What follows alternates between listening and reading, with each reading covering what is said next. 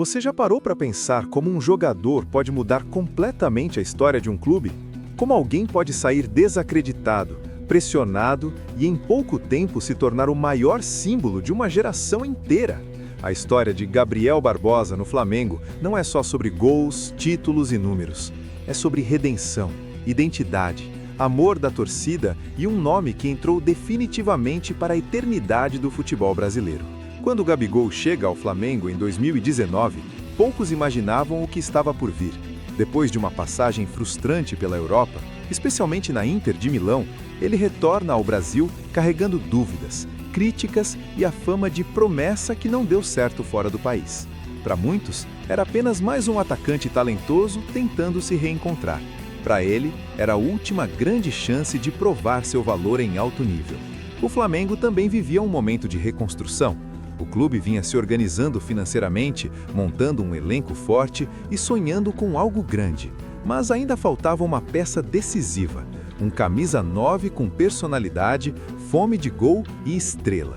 E foi exatamente nesse cenário que Gabigol encontrou o ambiente perfeito para renascer. Logo nos primeiros jogos, já deu para perceber que havia algo diferente. Gabigol não era apenas mais um jogador. Ele tinha postura, confiança, atitude de protagonista. Cada toque na bola parecia carregar uma mensagem. Eu voltei para ser o melhor. E os gols começaram a sair em sequência, um atrás do outro. Em clássicos, jogos decisivos, finais, sempre ele estava lá. A torcida rapidamente se identificou. O jeito marrento, a comemoração provocadora, o olhar frio depois do gol, tudo isso construiu uma imagem que parecia feita sob medida para o Flamengo. Gabigol não queria ser apenas mais um ídolo, ele queria ser o ídolo. E o elenco também começou a enxergar nele uma referência, um líder dentro de campo, mesmo sendo jovem. Com a chegada de Jorge Jesus, o Flamengo virou uma máquina, um time intenso, ofensivo, dominante. E nesse sistema, Gabigol virou simplesmente imparável.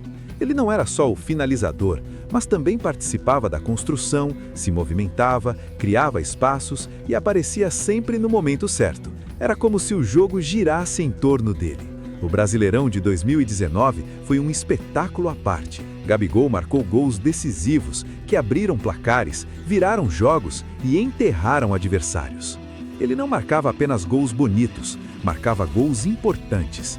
Aqueles que mudam campeonatos, que fazem torcidas rivais se calarem e estádios explodirem.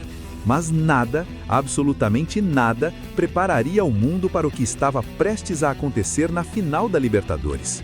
Um jogo travado, tenso, difícil. O Flamengo perdendo até os minutos finais, a taça escapando pelas mãos. E então, como em um roteiro de cinema, Gabigol aparece 2 vezes. 2 gols, em menos de 3 minutos. Um título continental decidido por um único homem. Naquele momento, Gabigol deixou de ser jogador e virou lenda. Seu nome foi eternizado, sua imagem ajoelhado, braços abertos, virou símbolo de uma geração inteira. Ele não apenas ganhou a Libertadores, ele criou um dos momentos mais icônicos da história do futebol brasileiro. A partir dali, não era mais só sobre futebol, era sobre identidade. Gabigol passou a representar o espírito do Flamengo, ousado, confiante, gigante, vencedor. A torcida cantava seu nome como se fosse um hino. Crianças imitavam suas comemorações, camisas se esgotavam.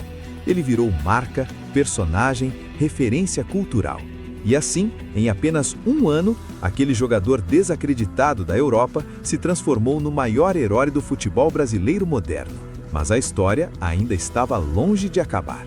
Depois de 2019, a pergunta era simples, mas ao mesmo tempo pesada.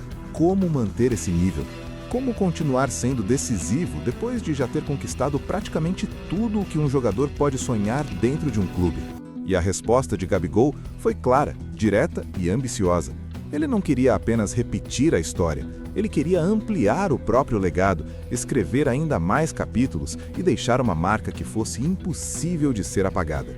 Em 2020 e 2021, mesmo com mudanças de técnicos, trocas de comando, crises internas, pandemia e pressão constante da torcida, Gabigol continuou entregando. Gols em finais, gols em clássicos, gols em decisões. Mais uma Libertadores, mais títulos nacionais, mais artilharias. Seu nome se consolidava não só como ídolo, mas como um dos maiores jogadores da história do Flamengo. Ele não era apenas importante, ele era essencial. Mas junto com a idolatria, vieram também as polêmicas. Gabigol nunca foi um jogador comum, nunca foi discreto, nunca foi neutro.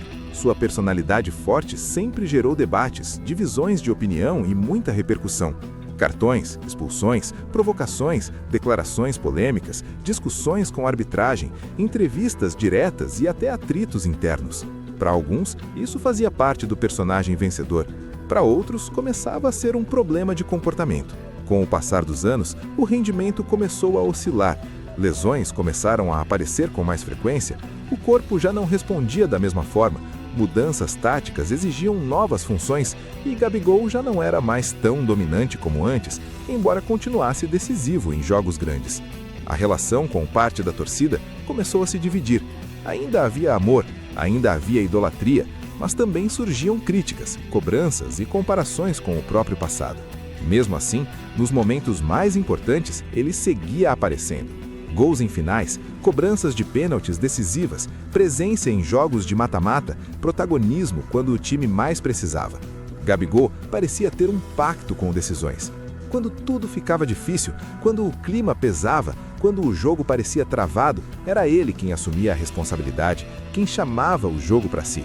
O problema é que o futebol muda rápido. Novos jogadores surgem, o elenco se renova, a diretoria muda, o treinador muda, a filosofia muda e a dinâmica do time se transforma. E aos poucos, Gabigol deixou de ser unanimidade absoluta. Já não era mais o dono do ataque, já não era mais o intocável. Precisava competir por espaço, se adaptar, aceitar novas funções e até, em alguns momentos, lidar com o banco de reservas. Fora de campo, o personagem também começou a desgastar. Discussões com diretoria, episódios polêmicos, desgaste de imagem, situações que viralizavam nas redes sociais e aumentavam a pressão. Aquela relação quase perfeita entre ídolo e clube começou a apresentar rachaduras. E como toda grande história, chegou o momento em que a pergunta se tornou inevitável. Até quando esse ciclo iria durar? A saída de Gabigol do Flamengo não foi um rompimento brusco, não foi uma explosão, mas sim um processo natural, lento e simbólico. O ciclo estava se encerrando. O jogador que chegou como aposta virou herói, construiu uma era vitoriosa e agora precisava seguir novos caminhos, novos desafios, novas histórias. E o clube também precisava iniciar outra fase, com novos protagonistas e novas referências. Quando ele saiu, não saiu como um jogador qualquer, saiu como um dos maiores artilheiros da história do Flamengo. Saiu como protagonista de títulos que jamais serão esquecidos. Saiu com seu nome cantado em arquibancadas, estampado em bandeiras, tatuado na memória da torcida. Gabigol pode até vestir outras camisas, marcar gols em outros clubes, viver novas histórias, conquistar outros títulos. Mas no Flamengo, ele sempre será mais do que um jogador.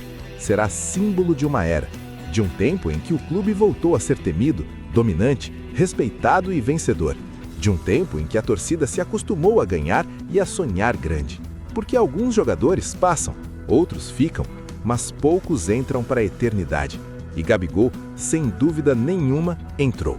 Se você chegou até aqui, já entendeu. A história de Gabigol no Flamengo não é só sobre futebol, é sobre superação, identidade, glória, queda, pressão e despedida. É uma história completa, com começo, meio e fim. Uma história que parece roteiro de filme, mas aconteceu de verdade, dentro de campo, diante de milhões de pessoas. Se você gostou desse conteúdo, já deixa o like agora para fortalecer o canal, se inscreve para não perder os próximos vídeos e comenta aí embaixo. Para você, Gabigol é o maior ídolo da história recente do Flamengo? E não sai daqui não, já clica no próximo vídeo que aparece na tela, porque lá a gente continua contando outras histórias incríveis do Flamengo que todo torcedor precisa conhecer. A gente se vê no próximo vídeo. Tamo junto!